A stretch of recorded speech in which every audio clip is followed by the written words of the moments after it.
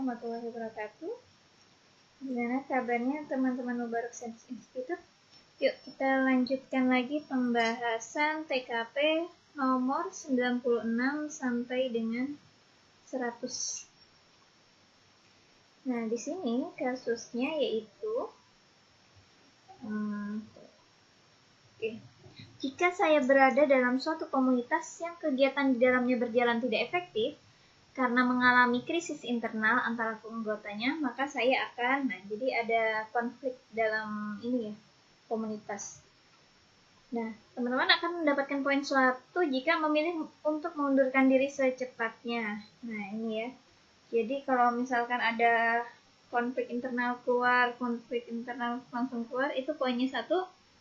Kemudian akan mendapatkan poin kedua, yaitu menunggu dibahas dalam rapat anggota hingga bisa mengutarakan pendapat saya terhadap situasi tersebut.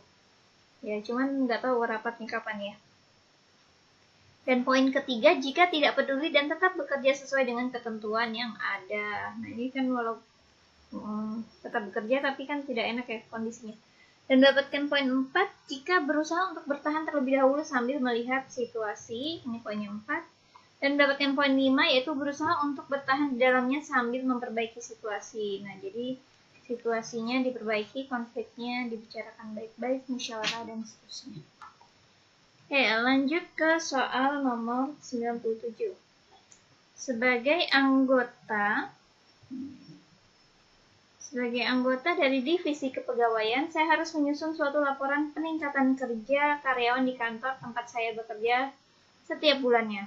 Maka saya akan mendapatkan poin 1, yaitu memperkirakan kinerja setiap pegawai dengan melihat data terdahulu.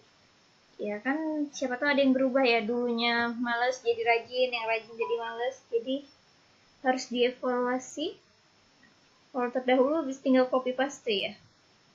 Kemudian akan mendapatkan poin 2 jika kita memilih menggunakan pengetahuan yang saya miliki saja.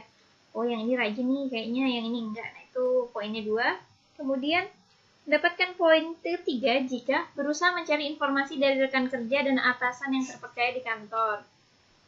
Ini poinnya 3. Poin 4 ketika menggunakan bahan yang dimiliki sebagai informasi utama. Kan biasanya kinerja itu menyerahkan bahan. Nah, dari bahan ini kita evaluasi. Kemudian akan mendapatkan poin maksimal sebagai kita karyawan di bidang kepegawaian, yaitu mencari informasi kinerja setiap pegawai dengan penyebaran angket prestasi kerja setiap bulannya. Nah, ini kan lebih akurat ya. Jadi selain ada informasi dari data, kita juga menyebarkan angket dari supaya teman-teman sejawatnya menilai gimana sih kinerja pegawai A, B, C, dan seterusnya.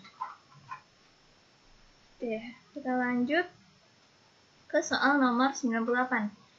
Dalam tim kepanitiaan suatu acara yang saya pimpin, ada salah satu anggota saya yang tidak aktif karena dilarang oleh orang tuanya bekerja lembur, sehingga kerja tim menjadi tidak lancar.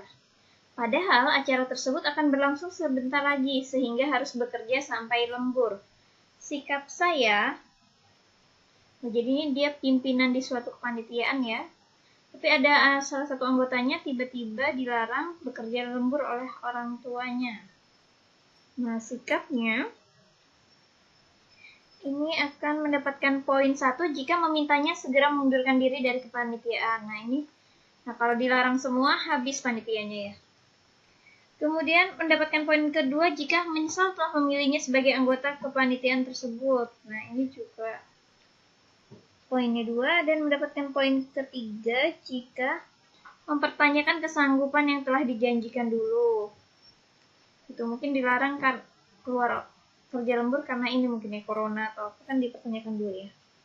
Yang keempat, berpikir bahwa anggota tersebut menjengkelkan.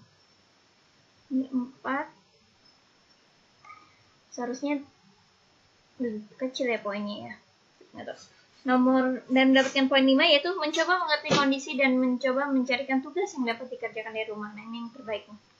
Mungkin nggak boleh lembur keluar, tapi ada kerjaan yang bisa dikerjakan dari rumah. Oke. Nomor 99.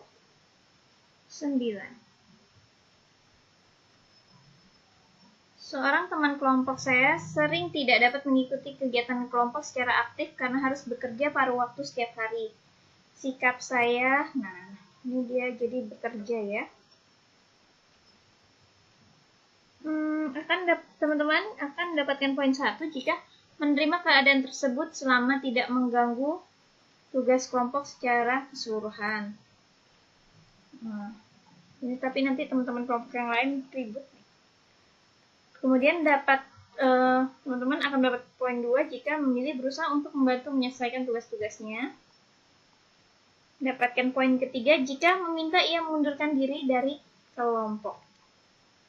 Dan poin ke-4 poin jika tetap memberinya tugas sebagaimana yang lain, jadi tetap adil membagikan tugasnya.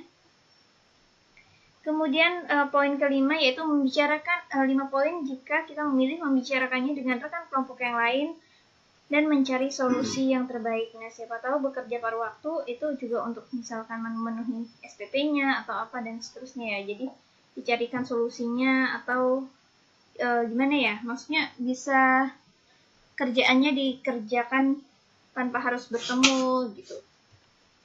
Intinya dibicarakan baik-baik. Oke, soal ke-100 ya. Ini situasinya adalah kita menghadapi orang yang seenaknya sendiri. Jika bicara sering menyakitkan dan bersikap memusuhi rekan kerja yang lainnya. Nah, sikap saya yang akan dapatkan poin 1 jika bertingkah laku sepertinya agar dia juga mengerti perasaan orang di sekitarnya. Oh, jadi ikut-ikutan nih, ikut-ikut kalau orang ngomongnya nyakitin, kita nyakitin juga. Nah, itu poinnya 1 ya. Yang buruk nggak perlu ditiru. Kemudian poin kedua, mendapatkan 2 poin jika merasa perlu pandai mengambil hatinya. Teman-teman akan mendapatkan poin 3 jika menghindari sebisa mungkin agar tidak berbicara dan berurusan dengannya. Cari aman aja lah ya, kalau ada orangnya belok jalannya. Dan mendapatkan poin 4 jika memilih berbicara seperlunya secara rasional. Jadi kalau ada tugas yang menyangkut ini ya, pekerjaan ya, kita bicara baik-baik aja. Lebih dari itu berarti enggak. Kemudian yang terbaik yaitu poin 5 jika kita memberitahunya baik-baik cara bertingkah laku yang baik. Jadi pembicaraannya kan jadi lebih enak, kemudian situasi kerja juga jadi lebih nyaman. Oke, sekian pembahasan nomor 96 sampai 100. Semoga bermanfaat. Terus belajar, ingat tes Inggris TKP 166. Jangan disepelekan juga, banyak berarti. Assalamualaikum warahmatullahi wabarakatuh.